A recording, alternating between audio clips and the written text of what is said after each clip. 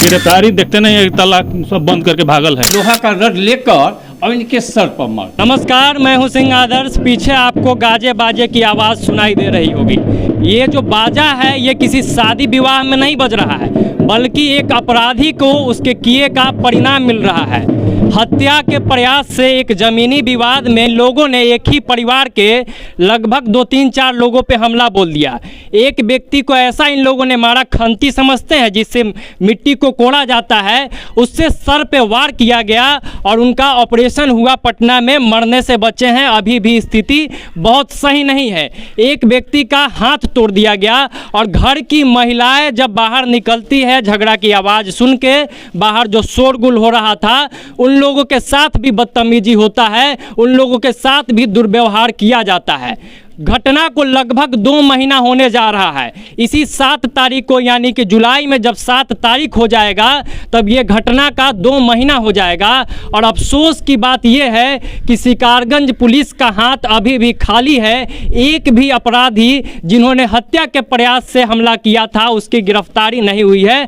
मजबूरन इश्तिहार आज चिपकाया गया है, वीडियो क्लिप के माध्यम से आप लोग देखेंगे। अभी भी आईओ साहब, इस केस के जो आईओ है वो इश्तिहार चिपका रहे हैं। सहयोगी से निवेदन होगा कि जरा आगे जाके दिखा लीजिए कि किस तरीके से मजबूरन अब इश्तिहार का कार्रवाई हो रहा है। चूंकि एक भी गिरफ्तारी नहीं हुई है, इश्तिहार के बाद जैसा कि सर ने हम लोगों को बताया कि 1 महीने के बाद कुर्की की कार्रवाई होगी, यानी कि अपराधी पकड़ा जाएगा नहीं पकड़ा जाएगा, इसका अभी भी कोई इन लोगों के पास आइडिया नहीं है। ये लोग ये जवाब नहीं दे पाए कि आखिर गिरफ्तारी क्यों नहीं हो पाई है। ये लोग ये जवाब नहीं दे पाए कि अपराधी कहाँ है। अगर कहाँ है ये पता है तब गिरफ्तारी नहीं होती है, तब सोचिए। एसपी साहब बहुत अच्छे आदमी हैं, मोतिहारी एसपी आईपीएस कुमार आशीष साहब, उनसे विशेष निवेदन होगा कि इस मामले को अपने स्तर से देखा जाए, नहीं तो इस मामले को हम लोग डीजीपी साहब तक पहुंचाएंगे और इस विभाग से संबंधित जो मंत्री जी हैं उन तक इस वीडियो को पहुंचाया जाएगा कि आखिर 2 महीने में गिरफ्तारी क्यों नहीं हुई। क्या बिहार में हत्या हो जाएगा तभी ही उसको अपराध माना जाएगा?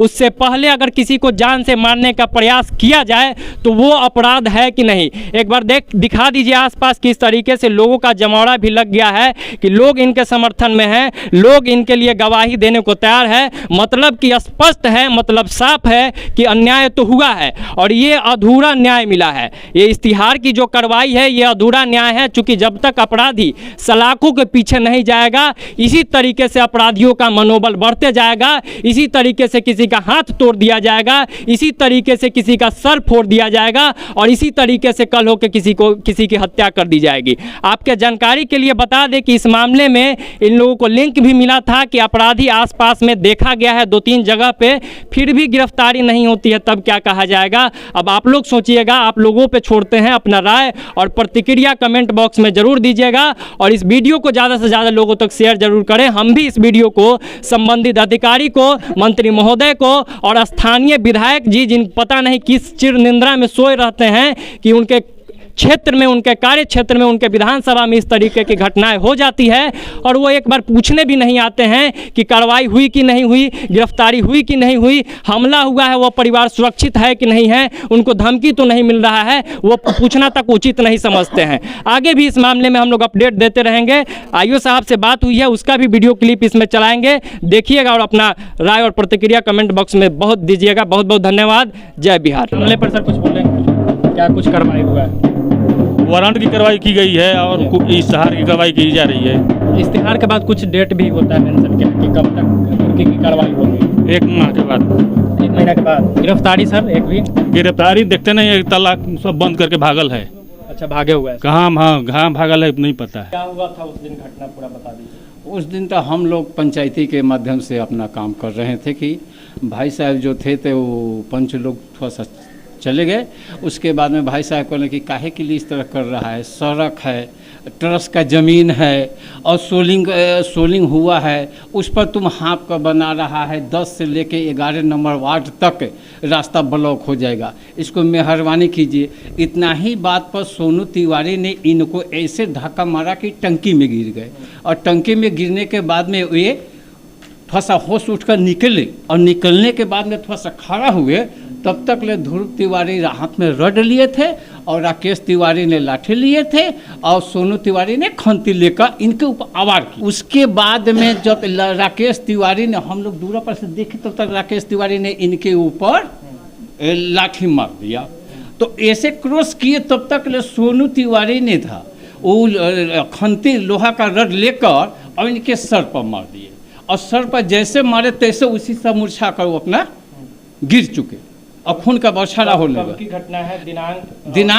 दिनांक 7 मई का है, 7/5। घटना का समय है 10:30 बजे, दिन शनिवार है। इस पे अभी प्रशासन क्या कोई कार्रवाई है कि नहीं? प्रशासन के लिए तो हम रिक्वेस्ट कर रहे हैं एसपी साहब से, डीएसपी साहब से, इंस्पेक्टर साहब से। दिन रात हमारा चप्पल खिया गया लेकिन इसमें कोई भी सुनवाई नहीं की अच्छा, है। इस मामले में पंचायती भी हुई थी, पंच का उन लोगों ने बात मान लिया था, फिर भी कल हो के ये कांड उन लोगों ने। पंच का बात तो मन में नहीं किया। अच्छा।